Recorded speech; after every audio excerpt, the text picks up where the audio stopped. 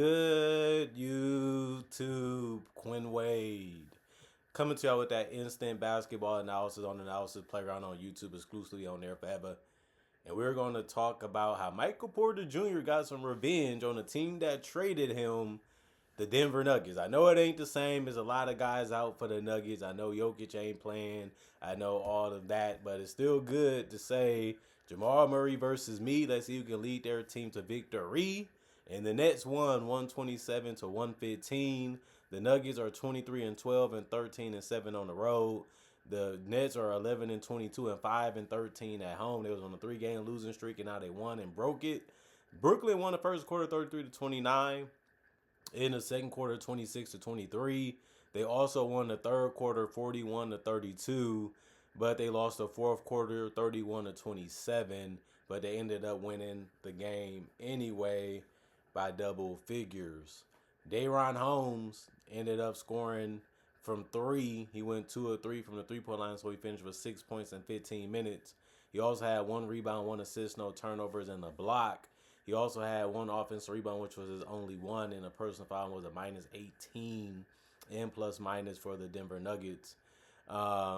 Spencer Jones also played 27 minutes. He only had 3 points because he went 1 of 2 from 3, and he also went 1 of 4 from the field, missing all his 2-point attempts and his only 3, and he missed another one. So he finished 1 of 2 from 3 and 1 of 4 from the field. Because of that, 1 rebound, no turnovers, 2 steals, 3 personal fouls, and he finished as a minus 11 and plus minus. Jamal Murray played 40 minutes. Of course, he's their best offensive player, and he's their system now, basically. And that's why he had to play a lot of minutes. He scored 27 points. That was game high for the Denver Nuggets. He also went 11 of 23 from the field. He went 1 of 7 from 3. They needed a couple of those to go down, but he also went 4 of 4 from the free throw line. He had 16 assists. If he's not scoring, he's passing. And that's the way he's going to have to continue to play. I didn't have a problem with how he played. Did a good job of getting floaters to go down. He did a good job on his pull-ups and his drives. And he only turned the ball over 4 times, especially considering how much he had the ball in his hands in this game, in the last couple games. You know, he got to be tired and drained. But that's why he get paid the big bucks. That's why people feel like he's an all-star, because he can have games like this. The part that sucks is that it didn't come in to win. 3 personal fouls and a minus 11 and plus minus. Christian Braun was back. He played 24 minutes. He had 3 points. He was 1 of 4 from the field. He missed his only 3, and that was his only 3-point attempt. He also went 1 of 2 from the free throw line, had 2 rebounds. Everybody in the starting lineup had a rebound or more. He also had no turnovers, and he did get a block, 1 offensive rebound, 3 personal fouls, and finished as a minus 23 in plus minus. You're going to need more from him offensively in the future if they're going to really be able to win games without Jokic. Peyton Watson stepped up, 29 minutes, 23 points. He went 8 of 14 from the field, was really, really efficient in this game. Even went to the free throw line and shot 6 of 7 there. He missed basically all his threes besides 1, because he went 1 of 4 from the 3-point line. He had 4 rebounds, 2 assists, 1 turnover, 1 block, 1 offensive rebound, 4 personal fouls, and was a minus 9 and plus minus by the end of the game. So this is the type of game he's going to have, and he's capable of doing it. He showed that, and it was just good to see it again. Aaron Gordon, he came back. He was getting to the rim at will. They had no answer for him. They had no way to stop it. The Nets did, but he played 21 minutes. He had 20 points. He went 8 of 15 from the field, 0 of 2 from 3, and 4 of 6 from the free throw line. Everybody off the bench got a rebound or more and an assist or more, showing that they played great team basketball. But 6 boards for Aaron Gordon and 2 assists. He did have 3 turnovers, 3 offensive rebounds out of 6, and 2 personal fouls, and was a plus 1 and plus minus. This is the type of game that I can see him having a lot more as the season continues and he gets healthier, and he is going to make more threes. He didn't take a lot in this game, but he's going to take more, and he is going to have to make them at a good percentage. Zeke Naji, 18 minutes, 4 points. He went 2 or 3 from the field. He also had 3 rebounds, 1 assist, no turnovers, a steal, and 2 blocks. 1 offensive rebound, no personal fouls, and a minus 5 and plus minus. Good game for the amount of touches he got and the amount of opportunities that he got, and he made some things happen himself, especially defensively. So it's just a good game from him. Tim Hardaway Jr. He's going to be one of those guys that's going to be hot or cold. He was hot in this one. 34 minutes, that was the most on the bench. 26 points, that was the most off the bench. And he also took 12 shots. He went 7 to 12 from the field, 5 of 10 from three, and 7 to 9 from the free throw line. He also had 2 rebounds, 1 assist, no turnovers, 3 personal fouls, and finished as a plus 10 in plus minus. Bruce Brown didn't score a basket in 18 minutes because he went 0 3 from the field and 0 1 from 3. But he did get 4 rebounds, 3 assists, 1 turnover, and a steal, and 3 personal fouls, and was a -1 and plus minus. So by him doing all those small little things and the dirty work, he still ended up having a decent game. And then Jalen Pickett, he went 1 of 3 from the field, 1 of 1 from 3, and finished with 3 points in 14 minutes. He had 4 rebounds, 3 assists, no turnovers, 1 offensive rebound, 2 personal fouls, and was a +7 in plus minus. And then we look at the Brooklyn Nets, the team that was able to get the win. Michael Porter Jr. led the way for them because he scored 27 points in this game, which was the most.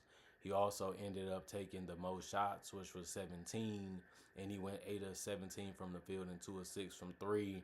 But he also went 9 of 9 from the free throw line. They couldn't stop him from doing basically whatever he wanted to do, whether if that was getting to the basket, pulling up on them, or just cutting, real hard and finishing because of that. 32 minutes, 27 points, 11 rebounds, so he had a double-double.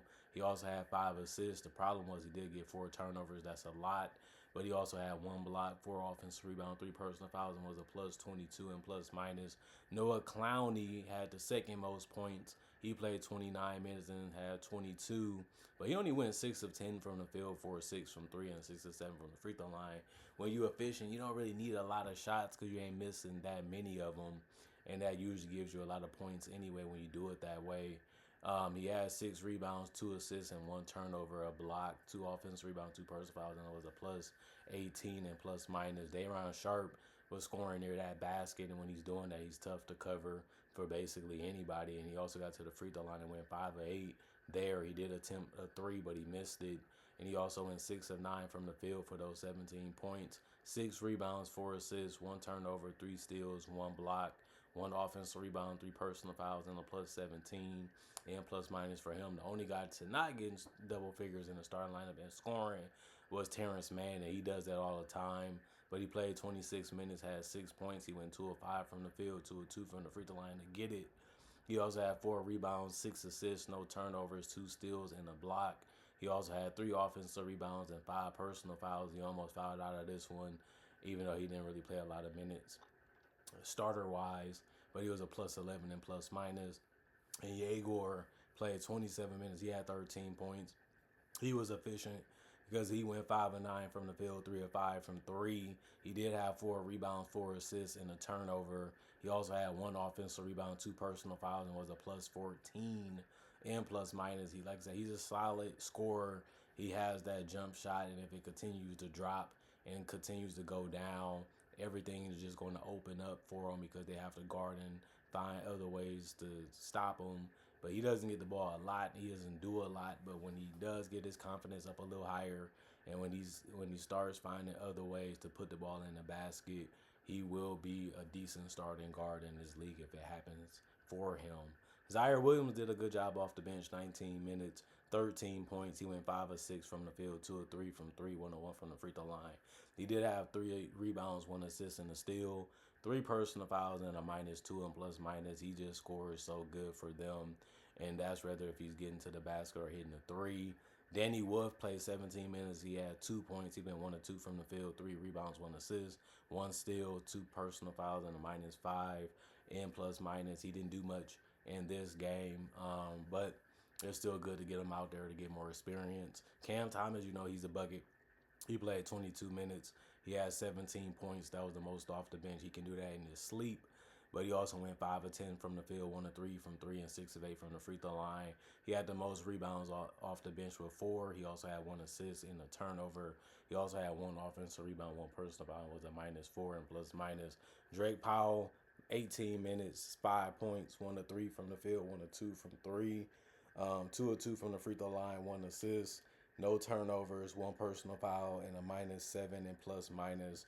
And then Nolan Torre played 18 minutes. He had 5 points. Everybody off the bench did score, which was good, and they all did have an assist. The problem with Nolan is that he went 2 of 10 from the field, which is just abysmal. He also went 1 of 7 from three. That didn't look good either. But he did get 3 rebounds and 4 assists. But even that came with 2 turnovers. He also had no personal fouls and a -4 and plus minus. Luckily, his teammates played well off the bench, and his teammates played well in the starting lineup. That his mess ups and his bad shoot night didn't help them lose the game, and it didn't really matter as much because they all played so well that they were still able to win by double figures. Other than that, team comparisons for the team stats: 81 field goals for the Nets, 51% for them, 85 for the Nuggets, 48% is what they shot from the field. 33 threes, 42% from three, 31 for the Nuggets, 35% for them. 37 free throws for the Nets, 84%. 28 for the Nuggets, 79%. 44 rebounds for the Nets, 33 for the Nuggets, 29 assists. Both teams had that. 10 turnovers for the Nets, 9 for the Nuggets, 7 steals for the Nets, 4 for the Nuggets, 5 blocks. Both teams had that. 12 offensive rebounds for the Nets, only 8 for the Nuggets, 32 defensive rebounds, 25 for the Nuggets, 22 personal fouls for the Nets, 24 for the Nuggets. And man, the Nets, they look good. They've been playing some good basketball, even though they have a bad record. And it's good to see Cam Thomas come back healthy and be able to put on the performances he's been able to put on lately. It's been good to see Michael Porter be good the entire season and not really miss any games, and them just building chemistry and playing well off of each other while allowing each other to play their games a little bit too here and there. And then of course Denver Nuggets, they got guys like they got Christian Braun back, they got Aaron Gordon back, Peyton Watson back, Jamal Murray's playing at a high level. So I don't think they're going to be losing too many games. Obviously, you want to beat the Nets. This is probably a team that you should have been able to beat tonight, but it just didn't go your way defensively. It just didn't go your way offensively sometimes. And it happens, but you're going to need other players to step up, and you're going to need other guys to really, bring it defensively too, especially on the perimeter. And they also going to need somebody to, help Jamal Murray out a little bit more offensively. Maybe it's Aaron Gordon. We don't really know who it's going to be, but they going to need somebody to help Jamal Murray out tremendously if they're going to beat any NBA team, because all of them are tough. I just think the NBA is just that good right now that if you can't play defense, especially on the perimeter, you're getting beat. And you might get blown out like tonight, because then they're going to start taking to the paint because you got to respect their jumpers. But if they can't do that, somebody's going to have to help them outscore opponents. And you can do that in a regular season. I think we all see that. We all know that, especially in the past, and it still works now. And the Nets are proof of that. But you got to win games, man. Like I said, the Nuggets was number 2. You don't want to fall too far behind that, because the season is starting to get closer to ending. At the end of the day, you don't want to be on the bad side of that, which they have lost a couple. So that's why I'm just putting that out there. But I think Jamal Murray is doing what he can do. I'm not going to say the other guys not, but they're going to have to find ways now that they're healthier to finally start doing more of what they should be doing and doing more of it. And that should be enough to help them get enough wins to hang in that top 4, top 5, and have a chance to still climb up before the end of the season. And if it doesn't happen that way, if Jokic comes back, they're going to be a tough team to beat no matter who they play against anyway. And that's going to make for good TV and good entertainment, and it's going to be fun to watch. But at the same time, they always been a fun team to watch anyway. And I think that they're going to continue to be interested to keep up with, to see if they can win or lose, and see what Jamal Murray's going to do each and every night to try to help the team win. But other than that, comment, like, subscribe, share the notification bell to get the analysis when it first come out. I also do conversation videos just like this, but about other basketball NBA topics. I also do breakdowns of real footage of legends, current legends, rookies, and also future stars. I also do mock draft and draft coverage too. Plus I got over 4,000 videos already on my channel that you can watch right now and enjoy, and it's all for free. And on top of that, I also try to make videos every single day throughout the day that give y'all something to watch and look forward to when it comes to basketball, NBA content, and entertainment when it comes to that type of content. And other than that, thanks for watching. Thanks for checking out the channel. Thanks for showing love. Thanks for showing showing respect. Thanks for appreciating the content for what it is and continuing to come back and enjoy it the way I do it, how I like to do it, how I like to show it, and how I like to break it down. Other than that, y'all stay blessed. Hope y'all stay good. Peace. And I'll see y'all later today, hopefully with more analysis. Other than that, y'all just enjoy y'all weekend as much as y'all can before it's over. And then y'all know it's going to be back to the grind.